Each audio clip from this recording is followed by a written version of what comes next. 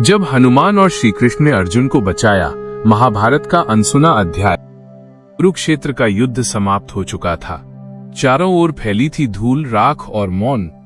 जहां कुछ समय पहले शंखों की गूंज और रथों की गर्जना से आकाश कांप रहा था, अब वहां शांति का एक गहरा सागर पसरा हुआ था।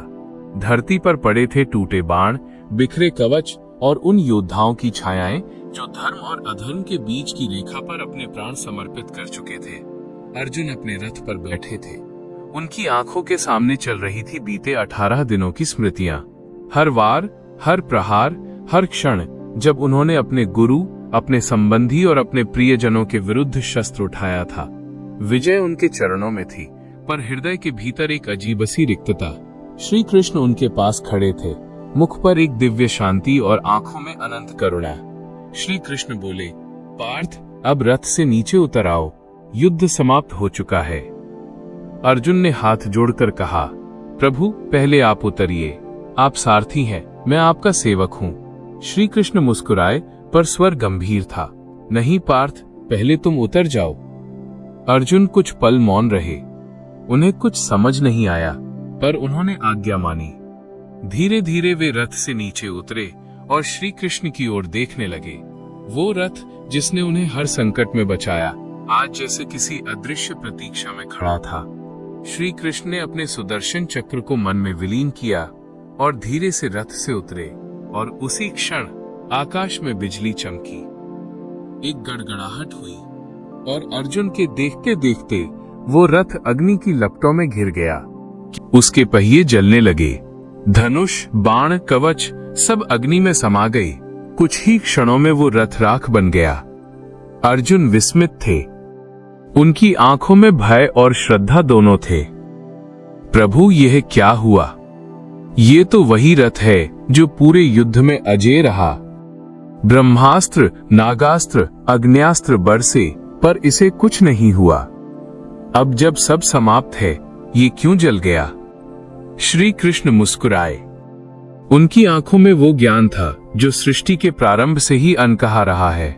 उन्होंने कहा, पार्थ, ये वही रथ है जिस पर अनगिनत दिव्य अस्त्र गिरे थे। उनमें से हर एक का प्रभाव रोका गया था मेरी उपस्थिति से और पवन पुत्र हनुमान की शक्ति से। जब तक हम दोनों इस रथ पर थे, कोई भी अस्त्र इसे स्पर्श नहीं कर सकता था। अब जब युद्ध समाप्त हो गया और हम उतर आए, उन अस्त्रों की शेष अग्नि ने अपना कार्य पूरा किया। अर्जुन निशब्द थे। उन्हें लगा जैसे वो केवल एक योद्धा नहीं, बल्कि एक साधक है जिसे आज जीवन का सबसे बड़ा रहस्य बताया गया है। आकाश में ध्वजा की ओर देखा तो पाया हनुमान जी का स्वरूप अब अग्नि की लपटों से निकलता हुआ दिव्य आकाश की ओर जा रहा था।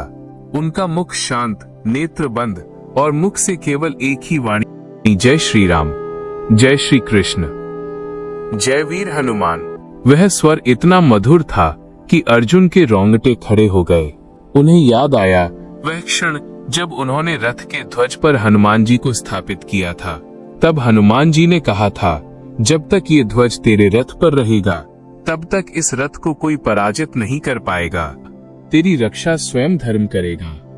और आज वही ध्वज अग्नि में विलीन हो रहा था, पर उसके साथ जा रही थी रथ की आत्मा, जो अर्जुन के साथ थी जब तक उन्होंने भक्ति और विनम्रता को साथ रखा।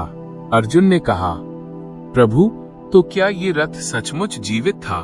श्री कृष्ण बोले, पार्थ, यह रथ केवल लकड़ी और लोहे का नहीं था, यह तेरे कर्मों का प्रतीक था। तेरा हर तीर, हर निर्णय, हर विचार उसमें बसा था। जब तू सेवक था, रथ अजेय रहा, पर जब मन में अहंकार आता तो रथ कांप उठता था।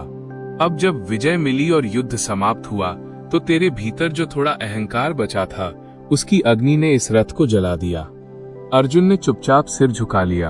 वो समझ चुके थे कि यह केवल युद्ध की समाप्ति नहीं, उनके अहंकार का अंत था। रथ के जलने के बाद कुछ क्षणों के लिए अग्नि शांत हुई, पर तभी एक मधुर ध्वनि हवा में गूंजने लगी। वह ध्वनि थी, जय श्री राम, जय श्री कृष्ण, जय वीर हनुमान।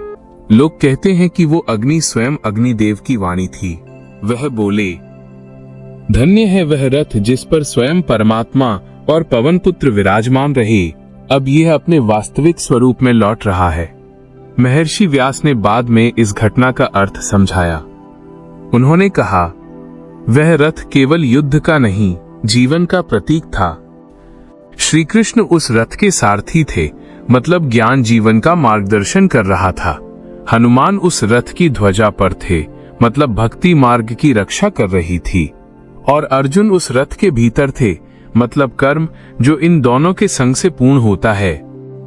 जब तक मनुष्य के जीवन रथ पर ज्ञान और भक्ति साथ है, वो किसी भी तूफान से पार हो सकता है। पर जैसे ही अहंकार लगाम पकड़ ले, रथ अपने आप ही विनाश की ओर दौड़ पड़ता है। शाम ढल चुकी थी। कुरुक्षेत्र के आकाश में लालिमा फैल रही थी। अर्जुन ने श्री कृष्ण के चरणों में सिर झुका दिया। वह बोले, प्रभु, आज समझ गया कि विजय शस्त्रों से नहीं, विजय तो तब होती है जब मन अहंकार से मुक्त हो जाता है। श्री कृष्ण मुस्कुराए और बोले, पार्थ, यही गीता का सार है। कर्म करो, परंतु अहंकार मत करो। युद्ध में जीतने वाला वही होता है जो अपने भीतर की अग्नि को शुद्ध रखे। रात हुई। अर्जुन ने अपने गांडीव को प्रणाम किया और आकाश की ओर देखा। उन्हें लगा मानो रथ की राख से हनुमान जी का स्वरूप निकलकर कह रहा हो, जब तक तुम्हारे जीवन में श्री कृष्ण का ज्ञान और मेरी भक्ति का ध्वज लहराता रहेगा, कोई भी संकट तुम्हें स्पर्श नहीं करेगा। वो मुस्कुराए, आंखें बंद की और मन ही मन बोले, जय श्री राम, जय श्री कृष्ण, जय वीर हनुमान। और उस रात कुरुक्षेत्र की भूमि पर, जहां कभी युद्ध हुआ था, अब केवल एक शांति थी, जैसे ज्ञान, भक्ति और विनम्रता तीनों एक साथ विश्राम कर रहे हों। ये कथा हमें सिखाती है कि जीवन का रथ तब तक सुरक्षित रहता है जब तक उस पर ज्ञान और भक्ति दोनों सवार हैं। हनुमान जी का ध्वज केवल प्रतीक नहीं, वह जीवित चेतना है। श्री कृष्ण केवल सारथी नहीं, वह हमारे विवेक के रक्षक हैं। और अर्जुन केवल योद्धा नहीं, वह हम सबका प्रतीक है जो कर्म के मार्ग पर चलता है। पर जब भी अहंकार आता है, उसे जलाकर फिर शुद्ध बनना होता है। अर्जुन के रथ के जलने का रहस्य बताता है कि जब तक जीवन में श्री कृष्ण का ज्ञान और हनुमान की भक्ति साथ हो, तब तक कोई भी अस्त्र या संकट हमें पराजित नहीं कर सकता। पर जब अहंकार आता है, तब दिव्यता स्वयं विलीन हो जाती है।